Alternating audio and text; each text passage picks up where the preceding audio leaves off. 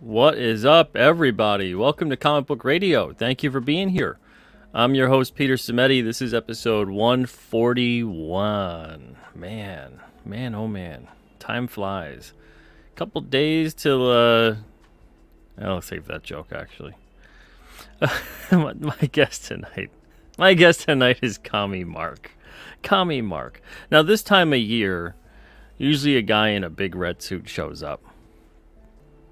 Not that guy. This guy, COMMIE Mark. He's on the show tonight. We're going to be talking about Satire. And man, oh man, he is so satirical that I can't tell what is real and what isn't. He is like, he's good. He's good. In character, or is he? Or is he not?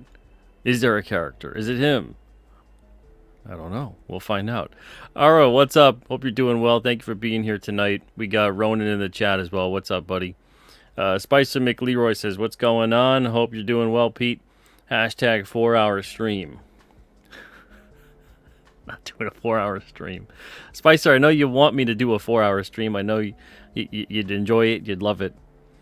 But man, oh man. I can't. I can't handle that. I can't.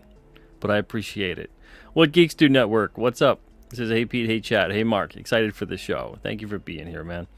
Sheldon Martin in the chat as well. What's up, Sheldon? Wayne is in the house. How's it going, Wayne? Cole King. How's it going, Cole? Says, hey Pete, did I miss the Behemoth figure? I saw it on the website, but it's gone. How did you see that on the... It was only on the website when I was prepping it. For maybe an hour. It might not have even been on there for that long. Tomorrow. It's going up tomorrow. So, Cole, I don't know how you saw it. It just must have been at the exact same time. I don't know how you saw it. But you did. It is not available to order now. Tomorrow. That was supposed to be a surprise. I don't know how you saw that, man. I don't know how you did. But you did. So, yeah, tomorrow. It'll be up tomorrow. Manny, what's up? Hope you're doing well. Thank you for being here, Manny. Ruby Jade in the house as well. What's up, Ruby Jade? Thank you for being here tonight. Let's see. Mia Madro with author J.D. Gunter. Says, good evening. Merry Christmas to everyone. What's up, Mia Madro? Author J.D. Gunter. Hope you're doing good. Merry Christmas to you. Sinopa Publishing. What's up, Sam? Sam was on last night. It was a good show. Thank you for being here tonight, too, man. All right. So, without further ado, let's bring him on. The man of the hour. Here comes COMMIE Mark. Here comes COMMIE Mark. Right down COMMIE Mark Lane. COMMIE Mark Lane. I'd like to live there. Hello. Welcome. Greetings. Lucky coming on my show. What am I on about? Thanks for having me. That's the correct one to say. No problem. Thanks for being here. Man, this is going to be a fun conversation with you tonight. You're an interesting fella. Anybody ever say that to you? I pride myself on being an interesting fella. When I was a teenager, one day I realized it was impossible to blend in and stand out at the same time, and I had to pick one. And obviously you can tell which one I chose. So have you always been deep into satire? That's... when I was a teenager. When I was a teenager, I was a teenager when South Park was on TV. When it was first coming out. That was a big obvious one.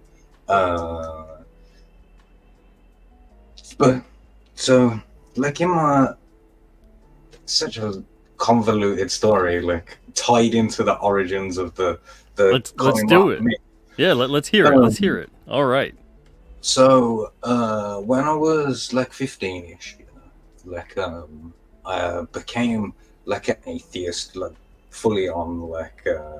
At that point, you remember how people were in those times? It's when hat tipping fedora atheists were a thing, like, and I got sucked into that kind of stuff, you know. And so around that age, I thought, you know what, I am really smart. Like, I really overestimated how smart I was.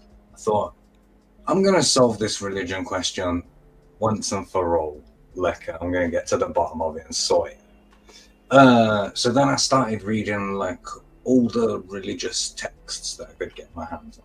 That's how I discovered Krishna. Like, that's part of how Krishna Kid came. That's a whole separate story. And that's a comic you're working on and creating, right?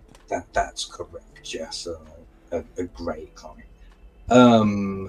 So then, from like reading all these religious texts, started reading like philosophy and all of that stuff. But then I found Voltaire. Do you know who Voltaire is? Oh yeah, yeah. So for the people in the chat who don't know, or whatever, he's like the French Shakespeare or something. Like, he's on like the fame level of Shakespeare, but like biting, cutting satirist in it, like challenging the power structures of the French culture at the time. Like, he had to go to prison because he wrote a letter suggesting the king was having sex with his daughter. Like, you know, this kind of stuff. Like, and all of like his writings were the subjects that I'm actually interested in, and like, you know, history and philosophy and religion and science and all of that stuff. So then I was like, this guy is the best. Like, and that's when I really thought, like, oh, this is like what I want to do. I just want to savagely destroy everything, like with cutting witticisms or whatever. So that's what I set out to do. So that's what gave birth to what you're doing now, essentially. Yeah, like I went a really long way around. Like, I know a lot of people that when they stop collecting comic books, you know, as they turn their attention to girls or whatever. That's what. But I went like on this like route through religious texts and classics and stuff like that. Oh, thank you, Geeks Do Network, for subscribing. Like, if you do go and subscribe to my channel, it will like pop up. It's like a free super chat or whatever. I can't even remember what I was saying now. Something about people that get into comics and then usually they start getting away from it because they get into girls and things like that. And I went on this weird journey through like classical literature and stuff before I came back to comic books. So then when I arrived here, like, it had a completely different frames of references, like, to everyone else, like who's making comic books at the time. So it made me appear even more avant-garde than I actually am, you know, because like just have a different set of references. Or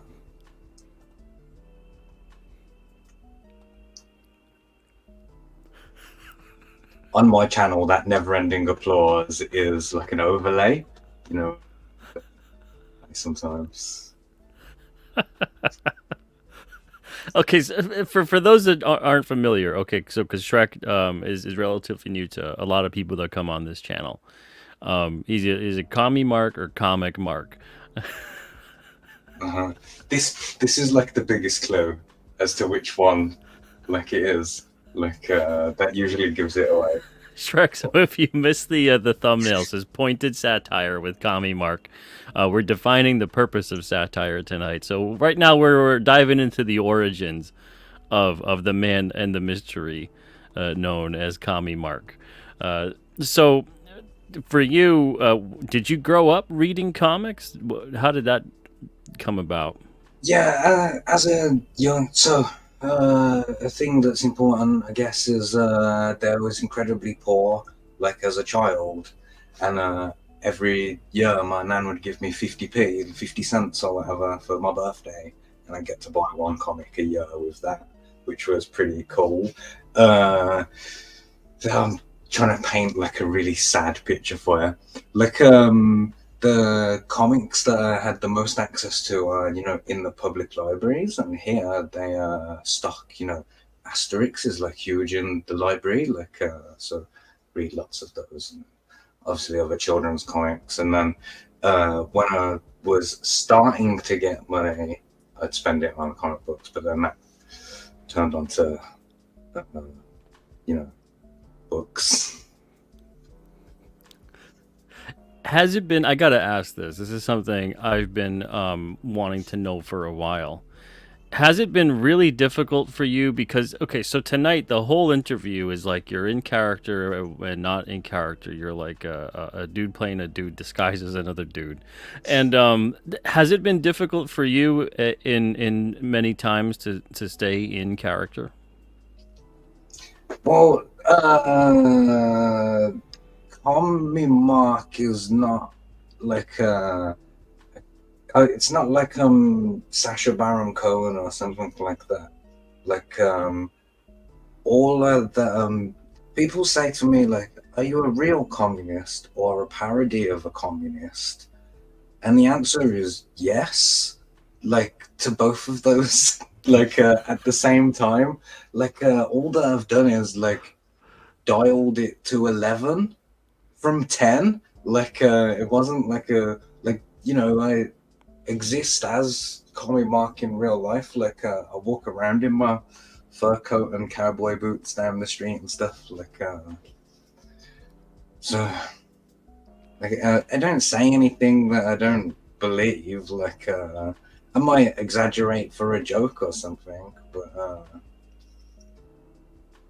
I am really a communist, but I am also like a satirist, and I realize that that sounds like a contradiction, and I know that when the revolution comes, I'll be in that second wave up the wall or whatever. Like, Now, how would you define yourself as a communist then? so I I am a fully automated luxury space communist, which is like we should all live in Star Trek, and that we can't live in Star Trek today. Like that's not possible in it. But we should be aiming as a society to live in Star Trek. Like, and I don't believe that doing a free market natural selection way of building society is the smartest way to do it. Like, I think that a good method that I use in life is I imagine where I want to be, and then the steps that go backwards to where we are right now from there. That's what we should be doing as a society, aiming for Star Trek. Well, I've never watched Star Trek and thought it was communist. Is it communist? well, it's not explicitly communist, but it's utopian, and it like the big thing is replicators.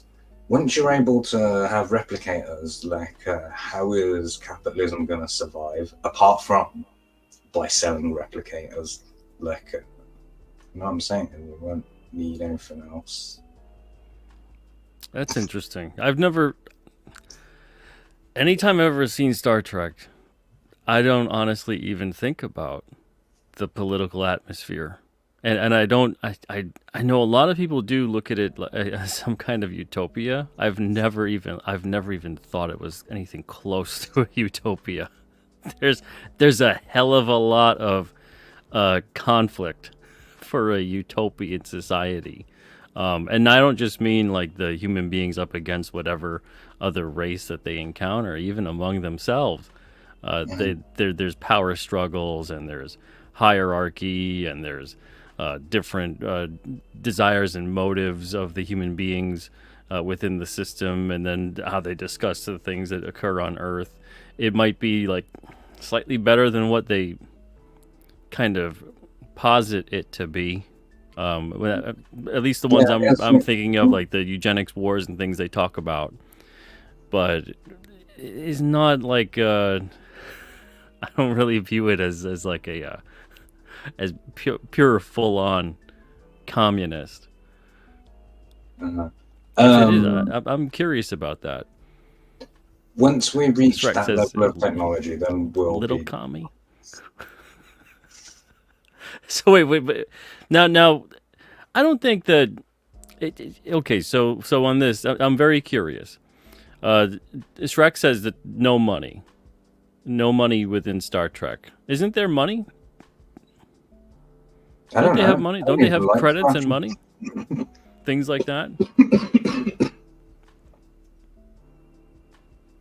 I'm very curious about this. I gotta look into that more.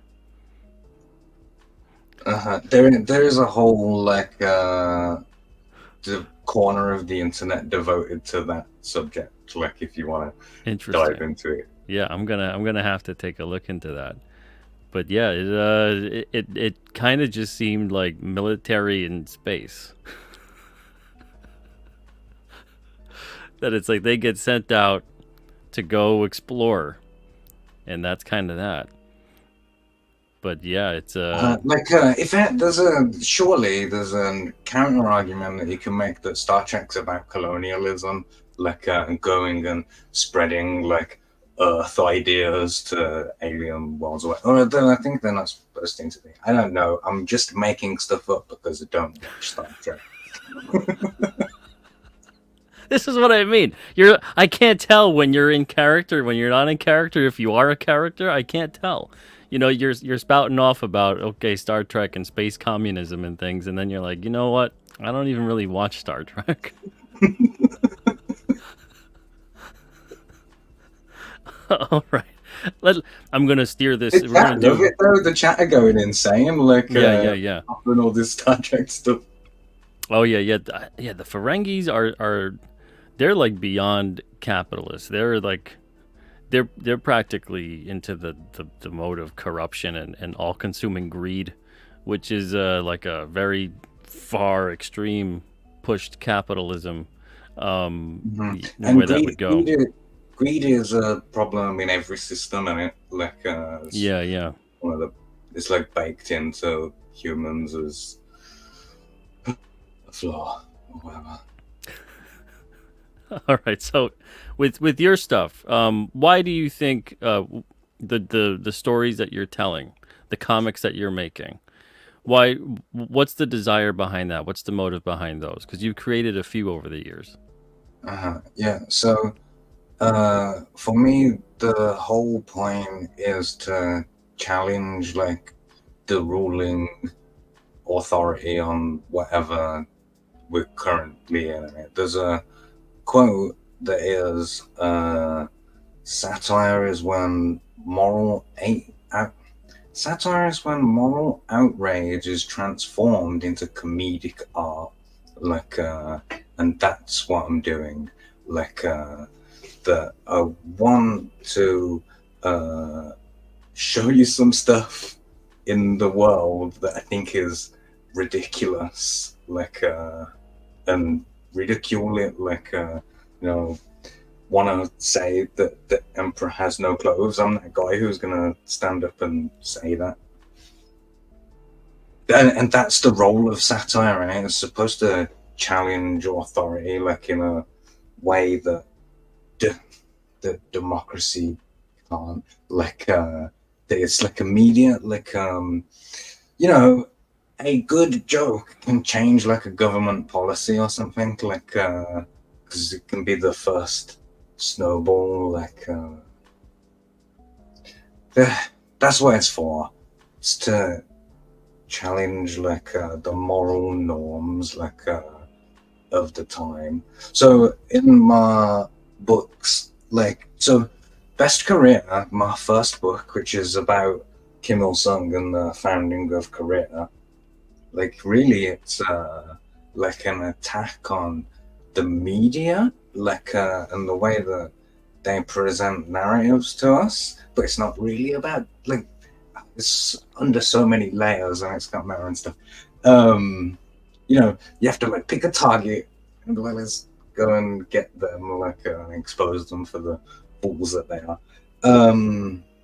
And it really ties into this whole free speech thing, which is how I found myself on this side. So, I really believe that everyone should have the right to challenge the ruling elites and say, you know, you're doing stuff wrong. Like I said, Voltaire got sent to prison, like for doing that. I think it's really important. That's the irony, isn't it? Is that that's a lot of how communism kind of starts off, is telling off the elites, telling off the upper class, the upper echelon in a way. And then that's how a lot of those revolutions get started. And then all of a sudden the revolution takes place and now you can't question the upper class and the elites anymore. Yeah, that's exactly what I mean when I say that. I know I would be in the second wave up the wall, because the first wave, I'd be like, yeah, let's fucking go. Like I'm waving my AK-47 and that. Like You got your one in. You got your one. Did There you? you Did you go. even like notice? You know, I'd be leading it like, let's get these guys like with my cutting jabs or whatever. And then once the revolution happens and I'm doing that same thing to them, then I'm gonna be in trouble. I'll be gulagged. Yeah, yeah. It's sad and interesting how that happens time and time again. So with the satire that you aim to tell, what kind of commentary are you making? Because you're making very specific commentaries with what you're doing. Yeah. So the best careers like about the way that we're presented with narratives by the people who run the news, which becomes the history. And then Not Daredevil is different in that it's made out of pages of public domain Daredevil comics from the 1930s and 40s that have changed all the letters to tell a new story inside the framework of the original story. And in that one, like it's satirizing like the world that those comics existed in, because the people who wrote those in the 30s and 40s didn't have this enlightened view of like the world that we have now. Like you know, if you wanted to check some information on a tribe in the Congo for a comic book, you could just Google it, and they couldn't do that. Like and they, you know, they have this different view of what the world's like. So the comics take place inside this kind of like campy, racist, sexist kind of world, like and then we're just playing like with that, like because there's such great material in there. And you know, that is like an answer to, you know, this phrase that we hear all the time, that comic books have always been woke. Like that these stories that we're taking, like they are trying to be progressive or whatever, but like at a 1930s level of progressive, which we would like consider like really racist now. Like and it's funny because it like echoes what we're going through in the mainstream now. Like I think that in 20 years we'll look back on this period and be like, ooh, look at how they've done, like it's almost minstrel-esque or something. Like I don't think history will judge this period kindly. At the least, it will be considered like, you remember that period where they were just killing characters like every week, like to sell more books. They'll be like, oh, I remember when they were making characters gay every week to sell more books. Oh yeah, yeah. Well, a lot of stuff right now is really playing up stereotypes and trying to say that that is some kind of representation, but not saying that they're playing up stereotypes. But all they're doing is playing up stereotypes, and then really kind of getting even crazier with a lot of it, and insisting that you must be of a certain kind of race, gender, sexual orientation, etc., to understand or write or create that kind of character. And Yeah, that, so I talked about that in a video that on my channel. Was talking about, you know, Christopher Priest, like that he gets given just black guy books to write because he's a black guy, and like when Irene was working at Marvel, they gave her cute girl books to work on because she's a cute girl. Like everyone's pigeonholed into these different things. There's a famous quote where Larry Hama was saying like that he didn't want to be just doing Asian characters, like that he'd been typecast into doing that as well. Like you know they do that. Oh yeah, yeah. Um, Oh, so that's where I was going. Sorry. On my channel, though, my YouTube channel, the fight is taken more directly to the industry itself. I mean, like, there's a lot of like pointing out the ridiculousness of like the current mainstream, and not just in comics. Like, I'm really big on the free speech element and speaking truth to power and stuff. So like some channels you'll go and they're talking about Brie Larson or whatever. On my channel we're talking about the Secretary for Digital Media and Sport, like the rules that they're putting in on the internet, like the how the government and comic books here in the UK, like how they overlap, like how the government funds this, like, and then this is successful, like yeah, you're all of you're that. kind of, and I think it's really important to do this too, and that's why I think a lot of your commentary is important too. It's more about trying to track down the root cause of a lot of this stuff, the men or women behind the curtain, as opposed to pointing out the useful idiots that are in abundance carrying out the various things that they're told to do, or not subconsciously, unconsciously doing this sort of thing because they've been hired to be put in that kind of thing, profiled to go and do that. So it's important, I think, for people to understand it and stop giving so much credit, because I see so many people giving so much credit to people who are they're just pawns. They're just doing whatever they were hired to do, and they're being directed to do that. They're not getting fired. They're not going to be replaced. They were hired specifically to do what they were to do because of people in higher positions, and it's really important to understand that part. Otherwise, if we just keep kind of being distracted by the front line part of it, there's never really going to be much of a change in an effect, and all we're going to have is what we currently kind of do have, where it's this feedback loop of, look at the person saying or doing the thing or writing the bad story, instead of looking at the editorial, the publisher, the company, the parent company, etc. Go up and up and up and trace it back to, well, what's going on. Like I'm working on a video at the moment. I was doing it just before this, about that very thing, and about how the different elements of the UK comic industry are all interwoven with each other, like and how that cooperation between these companies, it's like a cartel or whatever, how they're able to like gatekeep like with that, like because they control everything like between them, like Oh yeah, yeah. very interesting stuff. It is, yeah, and it's become legal monopolies, if not encouraged monopolies. So, and then they're kind of like shell companies, hidden behind and buried within investment firms. So it's a very interesting kind of structure that's there. It's not the way most people would think that companies and businesses were run, let's say even 30 years ago. A lot of it has been completely just turned into this consolidated conglomerate effect, and it's interesting and frightening in that respect.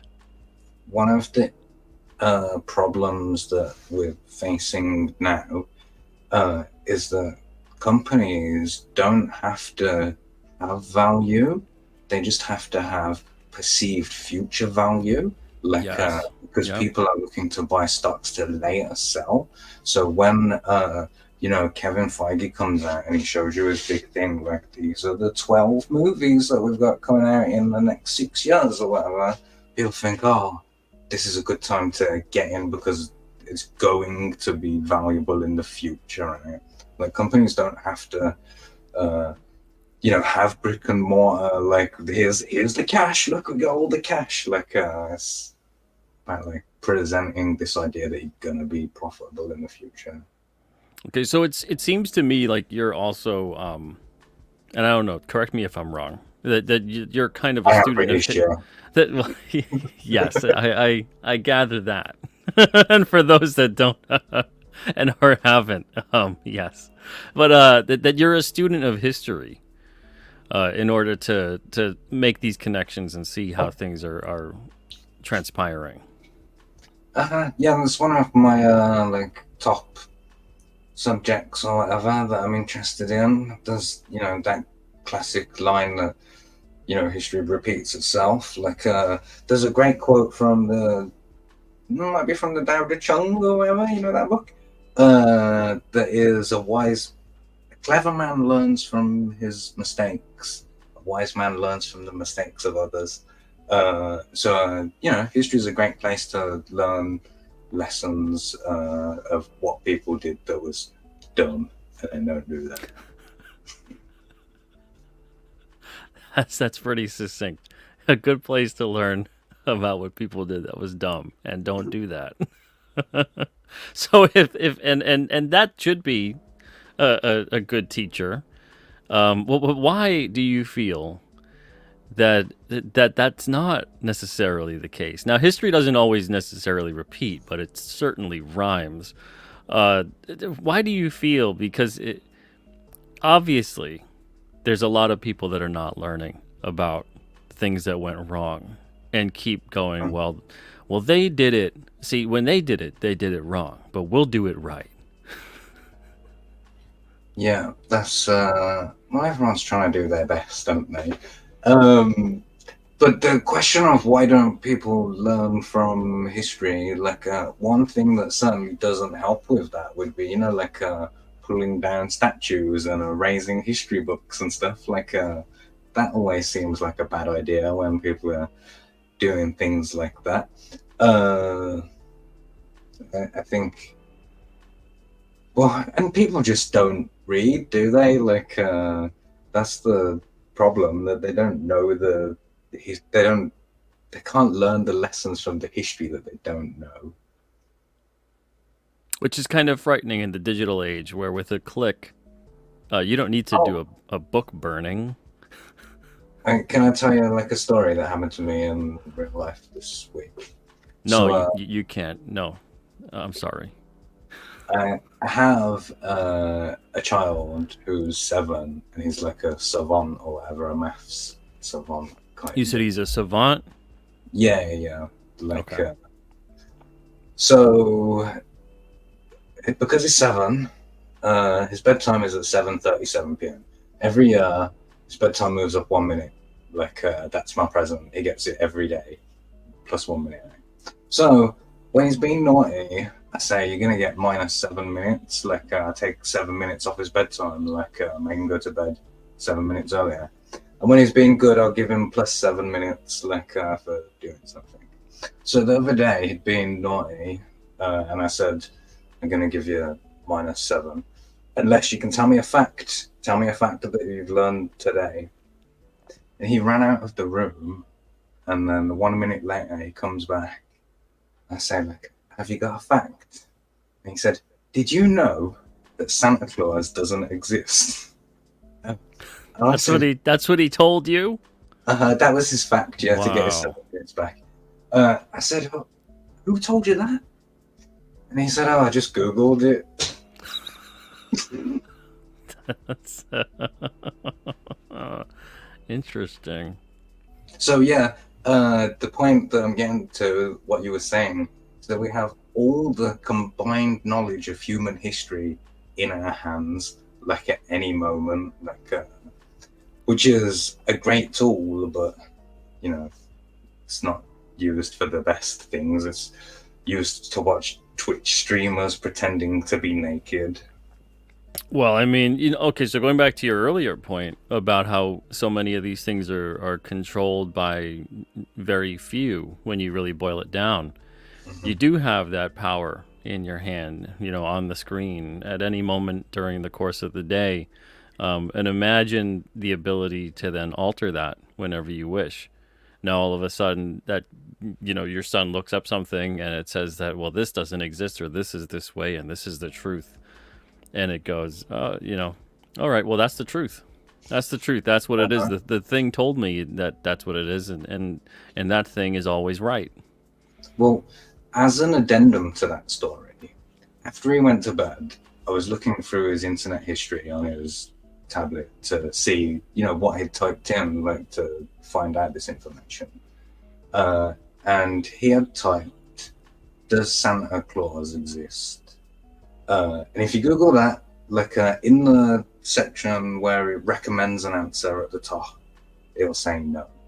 But if you Google "Does Santa exist?" without the clause, in that question part, it will say yes. Like, and that done. Like, so the point is that That's quite Orwellian. whatever you're searching for will determine the answer that you get.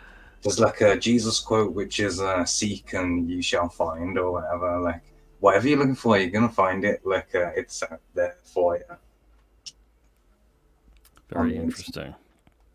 Wave of Mutilation, good point. Says, I personally think communism works perfectly at the tribal level of about 120 to 150 people. Just my opinion. Okay, I'm not going to put a number on it.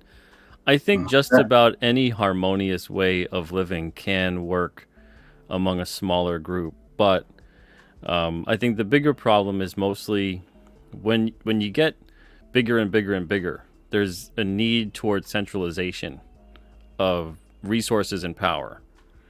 And that's when things start to kind of go awry. And there's not a whole lot of people that have ever existed that can handle that concentrated level of power when it's centralized. It's the number of 120 to 150 that Wave of Mutilation suggested. Like, I've seen that in like primate groups and stuff. Like, that's sort of like the upper limit of the number of like apes that they'll have before they divide like into separate groups or whatever. It's got some basis in science or whatever that is. That number specifically? Yeah, like 120 to 150. That's like when like monkey groups all split into rival gangs or whatever. Like, that's the amount where they can be harmonious, and beyond that, it starts to get sketchy. Interesting. Yeah, there's that stuff. And Wizard Sleeves with the F communism, yeah, it breaks down pretty quickly. It seems to break down quicker than most other forms of government. Almost to the, I can't even say that we can say that is a form of government. I mean, do you really think that, like, because I would think that that's where that always goes wrong very quickly, is when that is treated like it should be a form of government. About communism. I'm gonna fall back on the tried and trusted cliche of real communism's never been tried. The communism is the end goal, like, and everyone's failed on the destination to the end goal. Like, but we should still aim for that end goal, even though no one's made the journey before. But nobody made it to the South Pole for like 2 millenniums or whatever. And I'm trying to be as objective about this as I possibly can. But yeah, that's interesting to me in terms of that, because yeah, it's how it's always been posed. I think you are correct that no one's ever really done it, but I think that's because it's not actually possible in the system in which they want to even do that. I don't think you can do that. You can't have a governing, ruling system of communism. I just don't think that that's possible. I think it might be closer tied to like an economical structure, like the way capitalism is. Capitalism necessarily not really being defined as a system of government. So when real communism is achieved, the state will collapse away and not be needed in it. That it's supposed to get to a point where every like group is self-sufficient enough that there doesn't need to be a strong state on top forcing the law onto people. The ultimate, like, there's a lot of overlaps between like libertarian and communism. Like if you're looking for those, you can find them.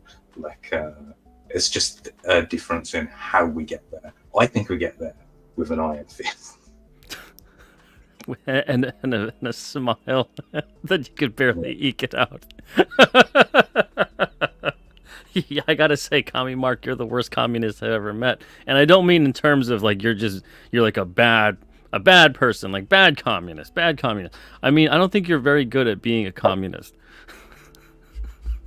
Well, to go back to Voltaire, he's the one who made that quote. You know, you must cultivate your own garden. Like I talk about how we have socialism in one house because Yeah, self-sufficiency. Yeah, that's all that I have control over, and that's the only thing you have control over in your life, yourself. Like so, exactly. it's I, too I, I, good. I think it'd almost be better served for people to come up with some other.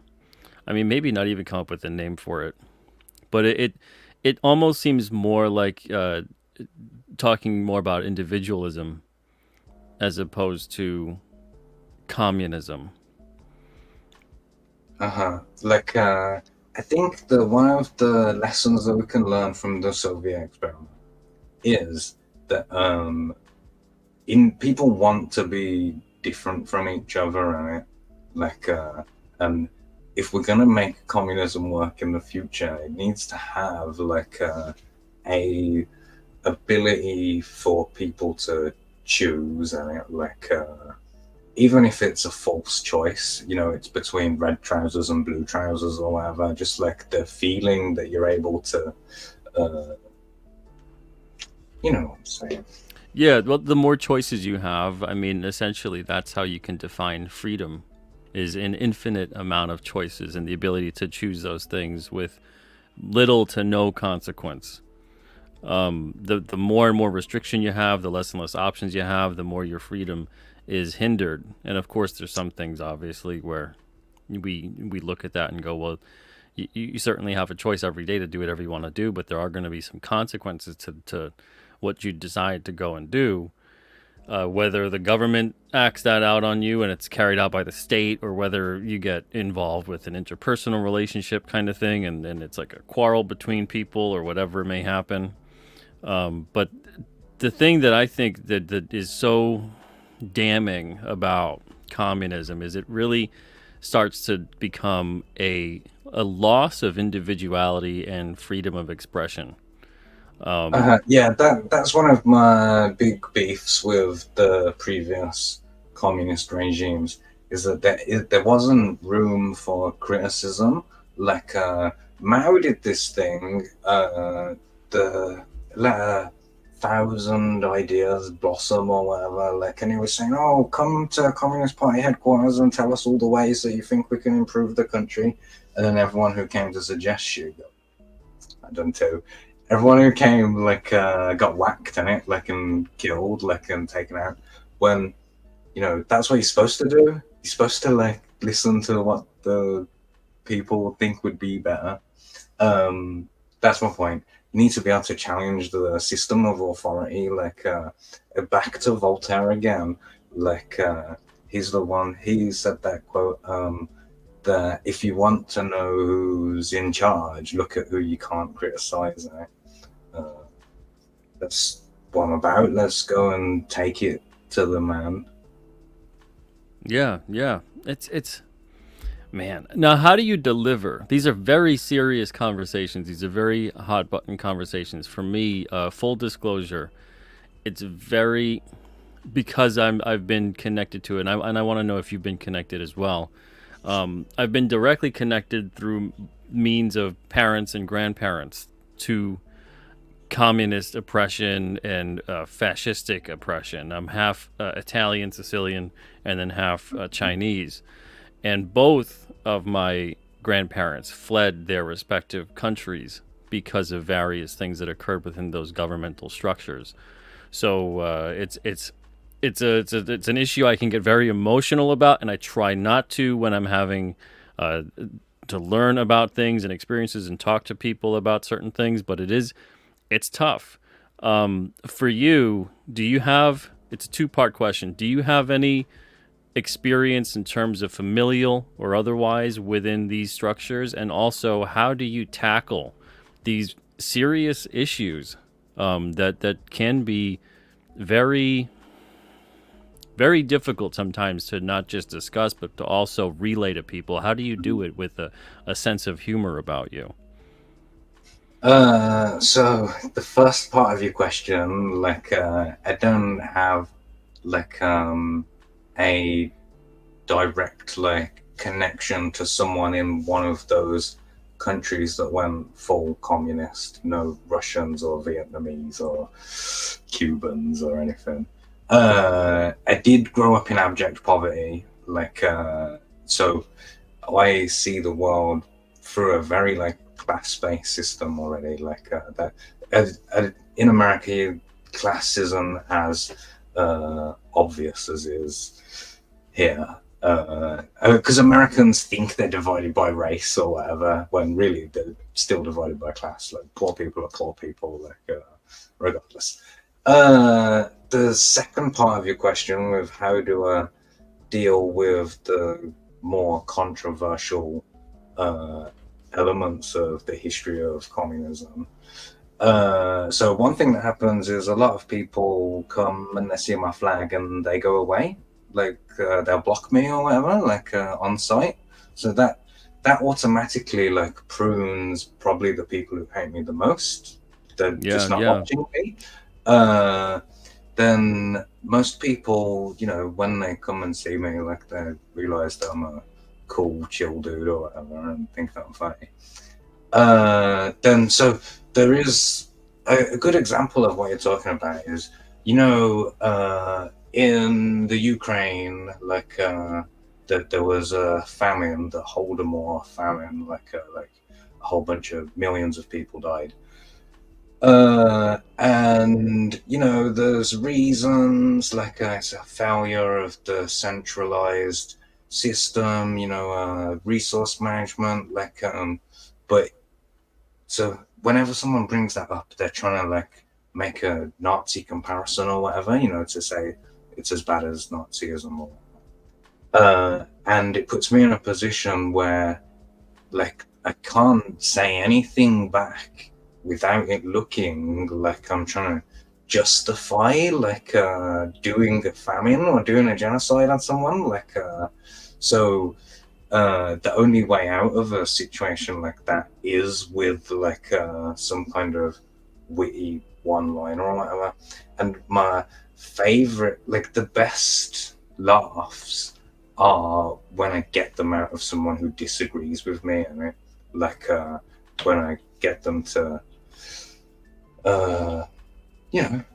when you laugh, when laughing is totally subconscious, and you can't be right, I'm gonna laugh at this joke, and it just cuts through all of that stuff. That's interesting, man. Does that ever get very difficult for you at times?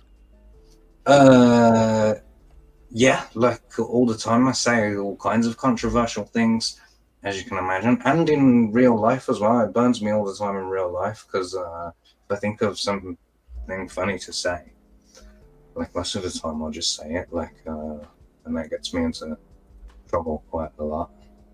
That's why I'm the most hated man in UK comics behind Mark Millar, of course. Is he the number one now? Really? He's Is that number true? one. I don't know if that's true. I think you just want to. I think you want to be a second place to his number one there. I think you still might be number one. Does that make you feel good? Thank you. Yeah, that's my aim. I feed off that. I love it. Have you always had this kind of personality growing up? Were you always kind of almost like a button pusher when it comes to certain things, or testing the limits of what you could get away with in your sense of humor? Yeah, definitely. That's always been very important to me. I did say at the start about I had this realization of you have to choose between blending in and standing out, and I realized that if I stand out, people look at me and pay attention. Like, I enjoyed the infamy. Like, there's that weird guy. Like, so yeah. I get that. I get that. Some person, man, this is funny. Watching this stream is like seeing Johnny Depp talk to another Johnny Depp. Like, I, a few years ago, like, I had like proper dreadlocks or whatever, and I'd walk down the street, and people would want to insult me, but they didn't have like any frame of reference, so they would shout, "Ah, Johnny Depp!" But oh no, like you really hurt my feelings calling me Johnny Depp. Like, It's Captain Jack Sparrow. that some people would say Bob Marley. Like, those are the only two references that they have for dreadlocks. That's not Bob so Marley bad. Either one, not so bad. Really? And those were supposed to be insults, not just like, "Hey, cool dude with the hair." No, definitely insults. Like, I know, for definite. When people say stuff to me in the street like that all the time, and I just like say thank you, like karate chop it back at them. Yeah, those sound like wonderful compliments. Those are some strange. You guys in the UK, I guess, are a bit weird about the insults. Well, like in the UK, there's like people are very polite about being rude. Like That's what I mean. Yeah, skills like, and that again, it's about sarcasm. It's about irony. Like, it's all the ingredients necessary for making good satire. yeah, it really is. You're correct. That's right on the. You nailed it. Because I think you really have to do that, because otherwise, you're kind of gonna, I think, lose a lot of the humor and the message if you don't have those elements within it. A lot of, even some of my favorite British shows, they're great with the sarcasm, the innuendo, the double entendre about various subjects, and it's you could tell the points they're trying to make and being figurative with various things. But if they were to do it in America, and even sometimes when they've tried very awfully to adapt some of these shows and make them American, it's like a bull in a china shop. It's not as subtle as it needs to be and nuanced to get the same comedic effect. Yeah, that's definitely true. Like, American comedy has a very different style from British comedy. But you know, that's because you're 250 years old and we're 2,000 years old. Exactly. You'll catch up with us one day. Even though when you look at the television programs, for the longest time you'd think like, wait a second, that's the same year? You look at some of the UK ones and it's like, that looks like it's 20 years older, like the camera quality and the wardrobe. That'll be the BBC for you. And a lot of American TV is dominated by British actors anyway, like posh British actors as well, like ones who went to private school at Oxford and stuff. Like, I'm thinking right now of, well, you know, like Tom Hiddleston and people like him. Who's that one who was in that show? I can't even remember his name. Ginger. Damian Lewis as well. Like, he's like so many like British people that you would see on an American chat show or something. I'd be like, whoa, that guy is British. I thought he was American like for 6 years or something. Now I'm going to take a really quick, no segue for this, really quick hard right on this one. You're creating a bunch of comics. What are you currently working on right now? So I'm doing this Krishna Kid book, but it's more than a book. It's an entire universe. Like, I realized, so you'll know this. Oh, you're doing art on Encrypted, aren't you, as well? Not just writing. Not really. I'll do like a back cover, but I hire separate artists to do it. Okay, cool. To do the so, issues. you know, when you write stuff, and you send it to the artist, then you're like, what am I supposed to do now? Like, oh, I got another idea. Like, and you want to write that down in it.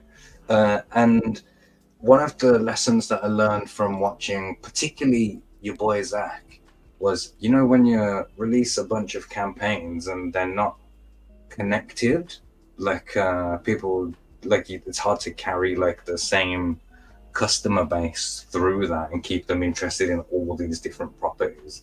So I thought, obviously, what I need to do is create one like umbrella that I can tell any type of story that I want to inside of, like, which is when we started making Krishna Kids. So it takes place like in the world of Hinduism, like in 2-3,000 BC, and it's like the, you know, Homer's Iliad and the Odyssey, like how that has all the heroes of like Greek mythology in the same book. It's like the Avengers, but for Greek mythology.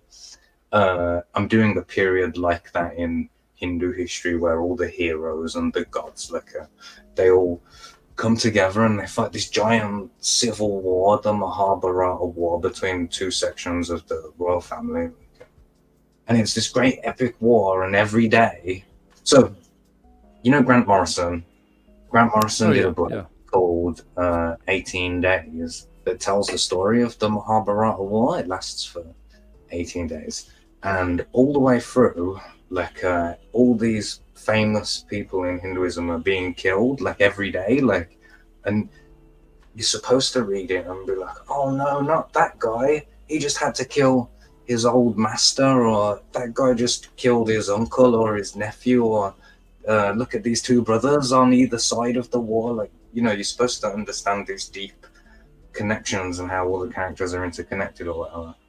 So that's happening in the distant future, and I've rolled it all the way back to Krishna is 8 years old, and we're going to tell the story from there, from him being 8 to him being like 125. Oh That's the plan. wow.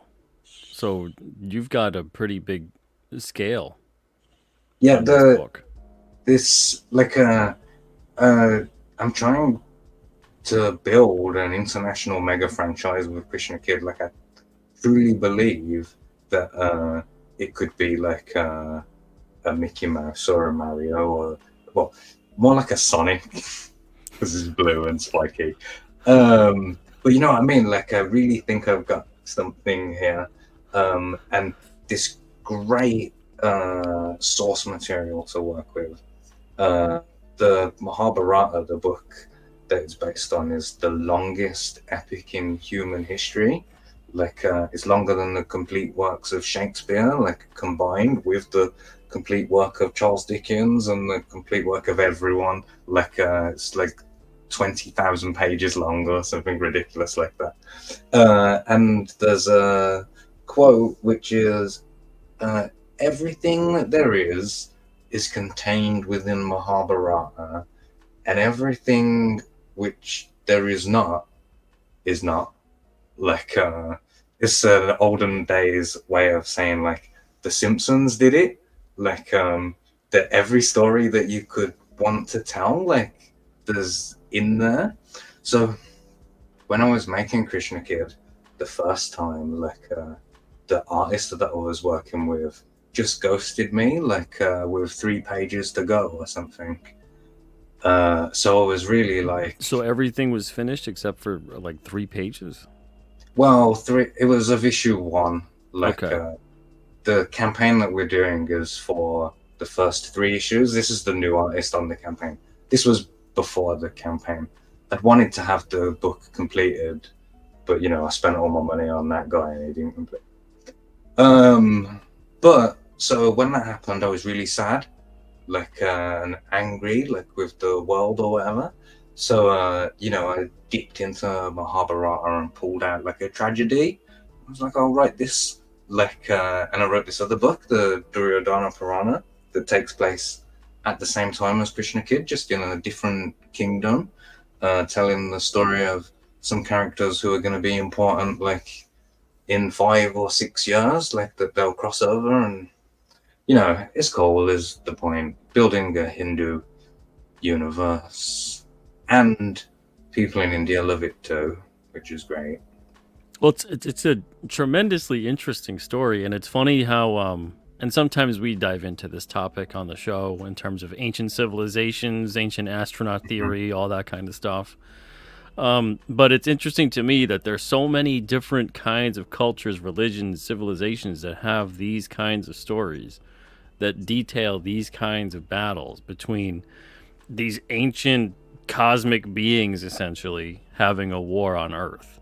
Yeah, well, in the Hindu texts, they have like nuclear weapons and flying spaceships and Yeah, stuff. it's sure what it sounds like. Yeah, yeah. It's dope. And then, like, I've given it this kind of anime Dragon Ball kind of a style, which is how I imagined it, like when I was reading it when I was a teenager or whatever.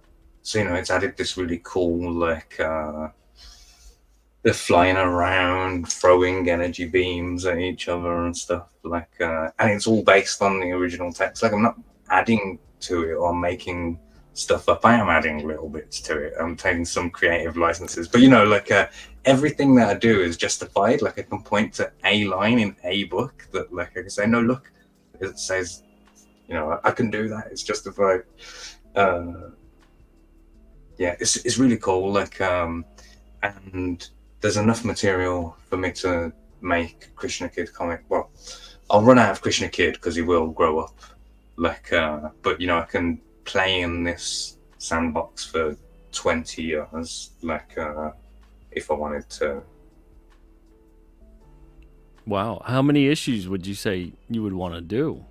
Or is it like an Uh, ongoing and there's no real definitive end in sight at this point? yeah. So there is an ending, which is like this great civil war battle thing. That's like the secret wars of Hinduism, the Infinity War of Hinduism, or whatever. That we're building towards. Krishna Kid is supposed to be 12 issues. I've got a feeling it's going to swell to 24 though. But there's like supplemental material, like other mini series to explain the backstories of characters who are more side characters, like in the Krishna storyline or the Duryodhana Purana storyline. Uh, just showing how it's all interconnected or whatever. So there's just so much I can do it forever. Yeah, yeah, that's pretty big subject matter. And One what's really one cool about it is that it's like this really great story. The source material is already great.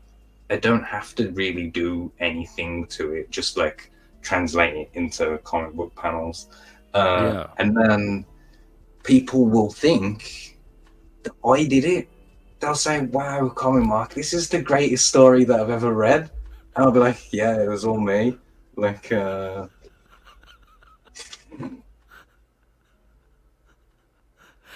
Now, do you want to upset roughly 1 billion Hindus? oh, the book is incredibly faithful to Hinduism, like Good. That's cool.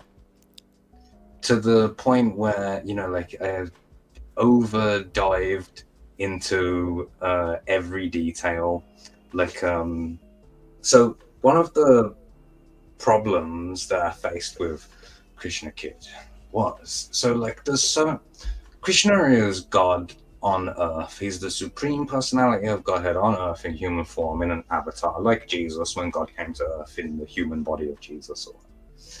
Uh, so he's a god, the supreme god. He's basically like Superman. He can do anything. Like, he's super strong. Like, he can punch you through the moon if you wanted to. Like, is that good? So he's actually a Mary Sue character, which is very interesting to write. Like, so, but then, so you have all these other characters, all these other heroes of the age, and it's like they have to be impressive too.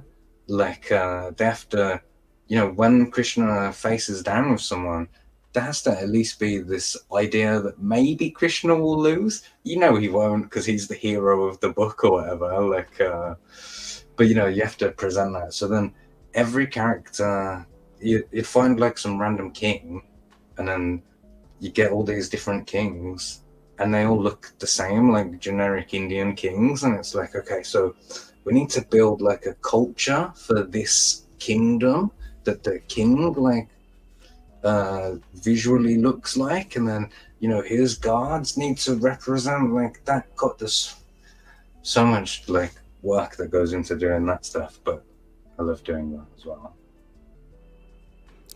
JD Gunter says, won't taking sole credit for that story result in bad karma for you?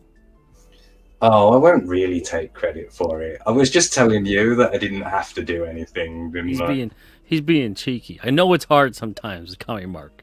I'm getting a little bit better over the course of this conversation, even picking up some of his cues.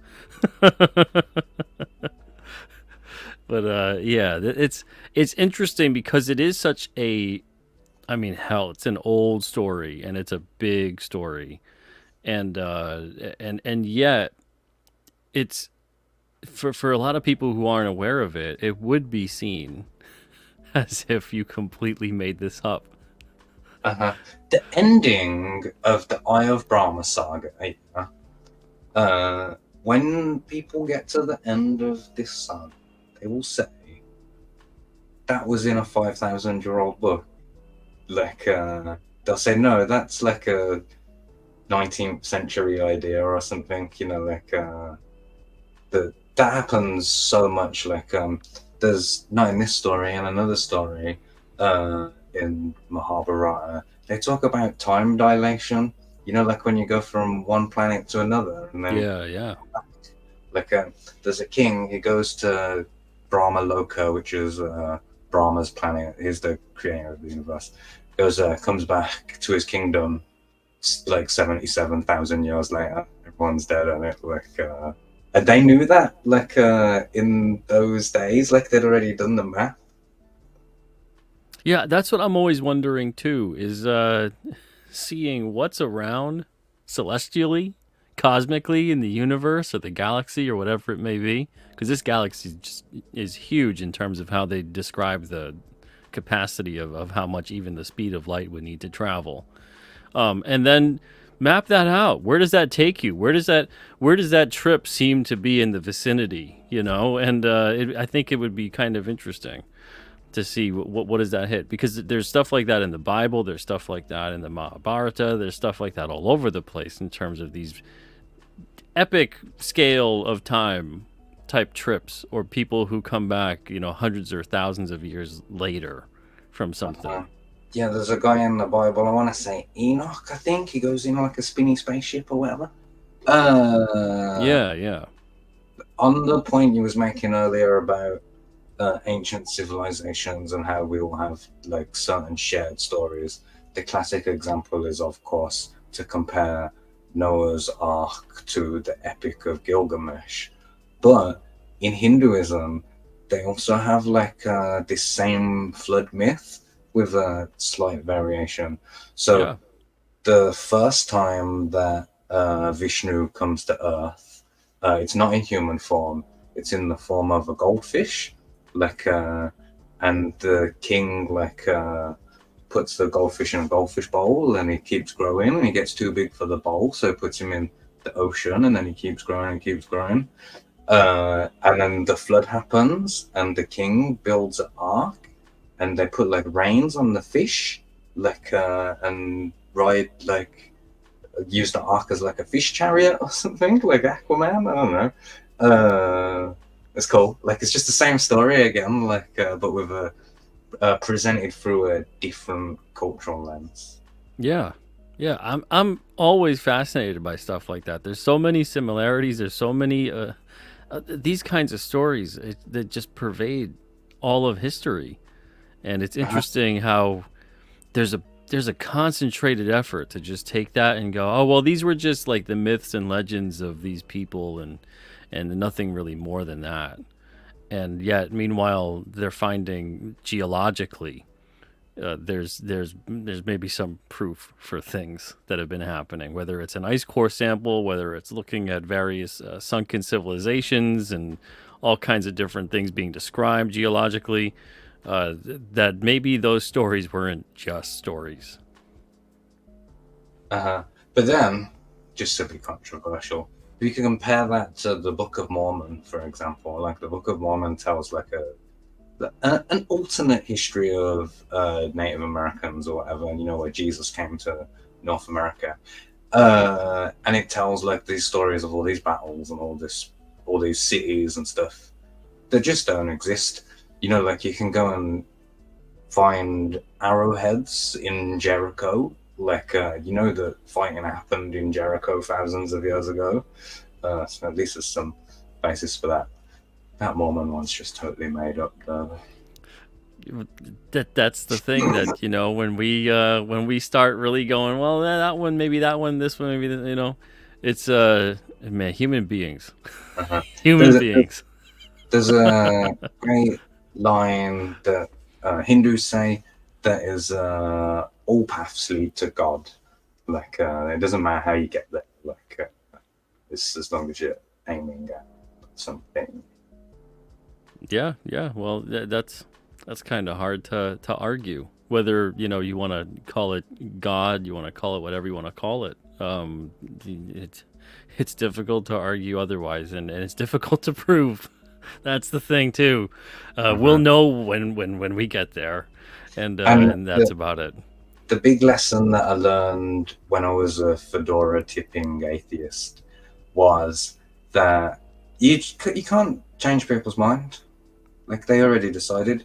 Like either way, I've never seen anyone on either side convince someone on the other side. Do you know what I mean? Like it's just a pointless. Yeah, you gotta kind of go through whatever journey you're gonna go through, and it's either gonna reinforce or change your mind or do whatever, or but you can't. Yeah, I absolutely understand what you're saying. You can't go through that and just kind of make a good argument about certain things, and then someone's like, yeah, you know what, I'll change my entire perspective about it because you had a good argument. Someone might be respectful of it, fascinated by it, look into it deeper, but yeah, I agree. I've never experienced or seen anyone do that kind of a thing. The real way to change their minds is with satire.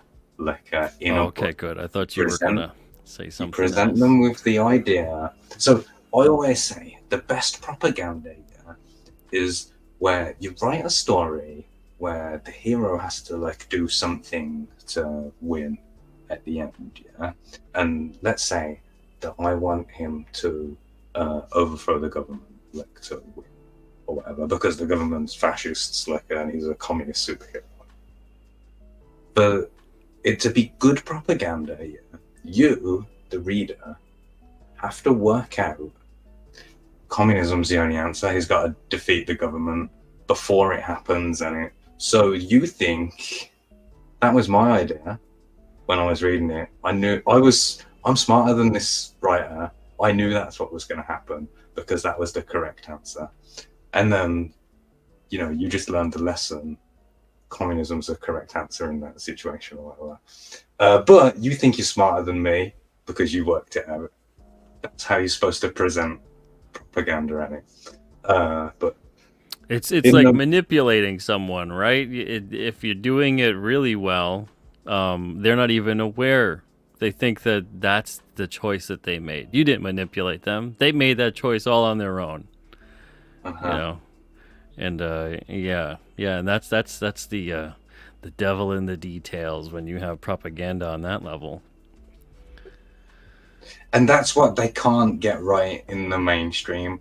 Like, I don't mind if you want to like put your ideas into the book. In fact, you definitely should do that, but make it good. That's all. Well, yeah. It's the making it good part. It's the making it good, making it interesting, making it convincing. Yeah, that's the yeah. One thing here, Shrek says, many argue theories of ancient advanced civilizations diminish the accomplishments of the known civilizations. Yeah, many people do, and it's strange though, but it often comes from outside of the civilization that's describing it, because many of these people within their cultures, that's an important aspect to their culture. So you're the people that would, and I'm not saying that you're doing this, Shrek, but the people that do this a lot, time and again, are actually diminishing the culture of those individuals that say, no, like this is how we believe this has gone down. This is important to us. This isn't just like a fairy tale or something that never happened and someone just described it one day and that was that. This is an important aspect of who we are and what we have been. And when people come along and dismiss that and say, no, you're taking away from the accomplishments of the ancient people from your civilization, it's interesting because that's who's saying it. Who's saying it is the people within that civilization. Yeah, and I mean, surely, for me at least, it's more impressive if it's based on a technology from an even more ancient civilization. Those people are just crying that they're not getting the glory for doing that thing anymore. Yeah, that's a whole other, they're doing. right? Yeah, man, there's gotta be more. There's got to be way more history, way more civilizations that predate what we're even aware of. There just has to be. There's too many things on the planet that just seem like there's no way that people came up with certain things at certain times and came out of your imagination. And you have the primitive structure of things. We see it all the time. We've seen civilization kind of be renewed, rebirthed. Lose knowledge, gain knowledge, takes time, all kinds of stuff like that. But yeah. Just look at the period of history between like the end of the Roman Empire and the start of like the Age of Enlightenment or something. Like it's just everyone went backwards in those days. Oh yeah, absolutely. And it always feels like, especially now, like we're just a generation or two away from losing a lot, and all you need is like one big old solar flare and a couple other things to fall into place, and then 2 generations goes by and everyone's like, I don't know what anything is anymore, and it feels like you're now centuries behind. It's man, we're on like such a precarious perch when it comes to the civilization that we know. And like we think that we know everything there is to know already, like and because we haven't found evidence of a more ancient civilization, that means that it doesn't exist. The absence of evidence isn't the evidence of absence. So I had a good example that I've now forgotten.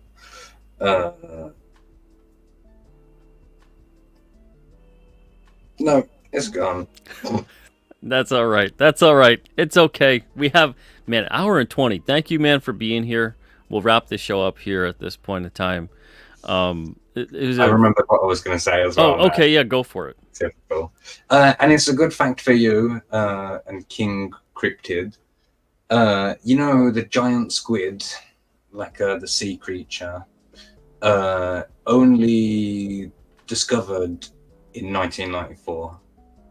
Like up until that point, it was a cryptid, and that people thought it was a mythological beast that sailors would talk about. Obviously, people had seen it, but that was the first time that was like, oh, we got one, we got a giant squid. So the point is, we don't know everything. Those giant squids have been there for millions of years, and we only found them 20 years ago. 5 years ago. As far as even cryptids within the past 100 to 120 years, you got mountain gorilla, panda, platypus, Komodo dragon. Like there's a list of all these things that were just like whispered in hushed tones about these creatures until they eventually found one, and they're like, oh, that's it. That's the thing. That's real. So it's interesting, man. It's just there's so much we don't know, and I think we have to become comfortable with a lot of that, and it's very difficult, I think, for human beings as a whole. I think as individuals we can become comfortable with things we don't know, and we seek knowledge, but as a societally, and especially in terms of leadership hierarchy, There's like a pompous arrogance that has to be exuded, and unfortunately, that really prevents a lot of discoveries from occurring and being revealed when they do get discovered. There's another Voltaire quote that I'll give you. There's a perfect place to end the show, which is that if you want to understand the mathematical concept of infinity, just consider the depths of human stupidity. Yeah, that's a good place to end the show. Mark, thank you for being on today. Really appreciate the conversation. And yeah, we dove into a lot, and I'm glad for it. I hope you guys in the chat enjoyed it. Thank you guys for your questions and your comments. And on some of these topics that we discussed today, I'm aware that it's a hot button thing for some people, myself included, and it's good to try to look at these things sometimes objectively and get to the truth of the matter. And what better way to do it than what Mark is doing as well, with a lot of satire. And that's kind of a good way. It's like a spoonful of sugar on some of these hard to swallow subjects. Mark, where can they find you? Well, that's what I was going to say. Like, if you liked this and thought that was funny here, go to my YouTube channel and watch my pre-recorded videos where I actually write down what I think instead of starting to talk and I go, or whatever, you know what I mean? You know, like it's fully formed sentences and everything, like real savage stuff. You'll find something there that you like. Just search for COMMIE Mark. I always say, if you make the E a 3, that's what I do. That's how you'll always find it everywhere on any platform. All right, there you go. And I've got the link to Mark's channel in the description of the show if you guys want to check that out. Otherwise, give the show a thumbs up, a thumbs down, whatever you want to do, however you felt about it. Make sure you're like, subscribe, all that other good stuff for everything else on the channel too. Always got interesting and sometimes thought-provoking conversations on this channel. I'm not going to be back here with a live show till next Wednesday, but I'll have a bunch of videos, some fun stuff for the holiday uploaded during the course of those next few days. Tomorrow, I'm going to have a big announcement on the Alterna channel at 8 o'clock Eastern. We're going to have also a fun impromptu art auction on there. It's not impromptu now you know about it. But a couple of fun announcements, some in particular, very big one tomorrow at 8 o'clock Eastern on the Alterna Comics channel. That's youtube.com/Alterna Comics. Other than that, everybody, thank you guys so much for being here. Really appreciate it. There you go, Wave of Mutilation. What Geeks Do Network, Dr. Ben, thank you guys. And again, really appreciate your support. Hope everybody has a great holiday, a Merry Christmas, all that good stuff to you and yours. And until we see each other next Wednesday, perhaps, if we don't see each other tomorrow, everybody have a great night and an even better tomorrow and a wonderful holiday. Everyone take it easy and much love to you. God bless us, everyone. Absolutely. That's Christmas Eve.